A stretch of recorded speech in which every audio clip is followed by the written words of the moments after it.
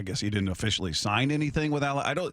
It's a weird chain of events there. It really is. And, and I'm happy for the Seahawks that they got their guy, but yeah, how do you approach that? Go, man, I know that you just, did the whole welcome thing down in Alabama, but, we really, really want you. And I don't know if he was even aware of that. I don't think so. Otherwise, why would he have gone down there and been part of that whole thing? Like maybe he said, hey, why don't I sit this one out? Things are still kind of up in the air. Yeah. It'll be interesting to hear that story and how it went. Yeah, I saw, Cougs taking shots at him. That's lame. You don't do that. Obviously I get it. There's the Husky connection. So, but if this weren't the Seahawks and we were watching this from afar and say it was, I don't know, the Commanders or any other team that we didn't really have a vested interest in, would we be looking at it going, man, that's kind of cheap. You don't do that. You don't tell them, hey, I'm here, I'm your offensive coordinator, then 2 days, 3 days later say, peace out. This is a better situation over here. Or we'd be going, well, college football is business. The NFL is business. It's all business now. There is no true loyalty, I guess, or your word doesn't carry as much weight as the contract offer you didn't expect. Yeah. Well, I'm kind of going to draw parallels with, remember when Joshy Boy committed to being the coach of the Indianapolis Colts? Say that again? Remember when he committed to be the head coach of the Colts, and then he pulled out of it because Belichick said, "Hey, I really want you here." He hadn't signed anything yet. Like the whole thing, I think, was like an understanding and a handshake deal. But and I remember John Clayton being really upset at Joshy Boy, and that's when he started calling him that because he said, "Well, it was his word and everything." And I'm like, okay, but he didn't have his pen to paper yet. And if all of a sudden, and what if this happened to you, John? I was like, laying all of the different scenarios on him, like 3 times the amount of pay, plus you get this, and plus you get that.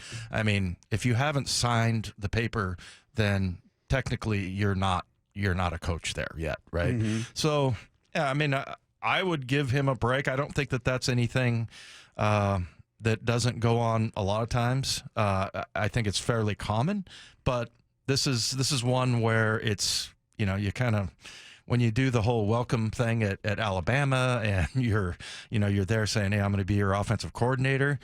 I get that, why people would be, upset about it, but business is business. Yeah. Most of the people I saw getting upset were Cougar fans, to be honest. And I don't know if it's my opportunity to say, that's not a good guy. He's not there for the kids. He's all about himself. And well, let me ask you this. What about the reaction of the Washington fans?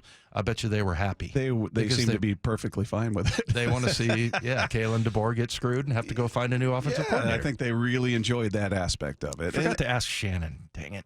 Oh, she would have taken great delight. Yeah.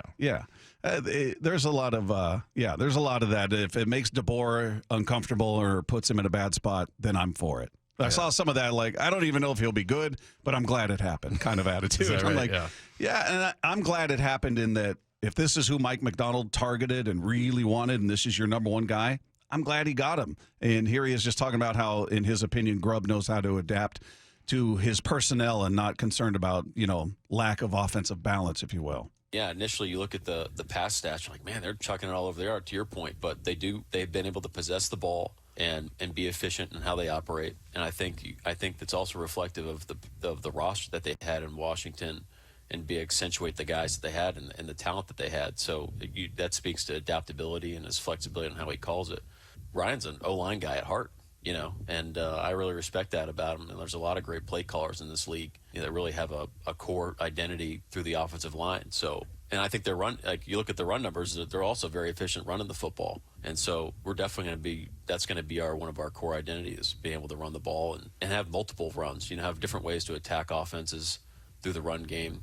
And those are conversations that him and I have had. And as we build this thing out, then, I'm sure that, it'll look a little bit different than it did in Washington. But like to your point, a lot of the motions, the pre-snap shifts, that gives defensive fits and it gives quarterback answers. And to me, that's good for us.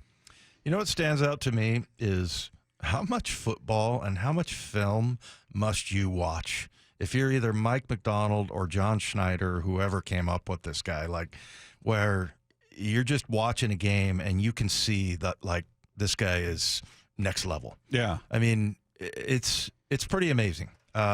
And, you know, for those guys that they sit in dark rooms and watch film constantly, I guess maybe it's not that big of a deal. But that's the thing that stands out to me, that, you know, you're watching Husky games and all of a sudden you're like, and whether it's Mike McDonald or John Schneider, you're like, wow, I really like this guy's offensive philosophy. You know, meanwhile, we're just kind of watching these games going, oh, man, look at Adunze, made a great catch there, you know, great throw by Penix. And that's the thing that fascinates me. And I'll be very curious to hear, you know, what it was exactly that, I mean, he's explaining it there a little bit, but I'm curious to hear, you know, like, why would you go to those lengths knowing that he's already signed down in Alabama, or at least there, and maybe not signed yet?